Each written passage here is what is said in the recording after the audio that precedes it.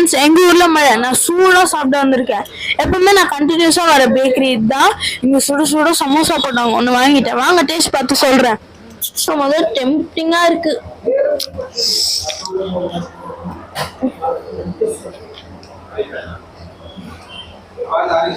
செம்ம சூடு ஃப்ரெண்ட்ஸ். எப்பவுமே எனக்கு ஊற்றின்னு சாப்பிட ரொம்ப பிடிக்கும். அவங்க ஊற்றிக்கலாம். செம்பியா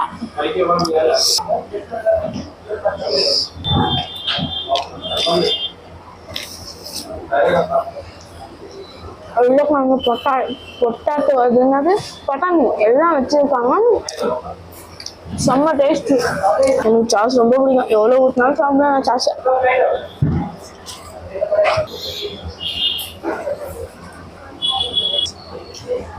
சாஸ் ஊற்றி தொட்டு தொட்டு சாப்பிட்டாலும் செம்ம டேஸ்ட் தான்.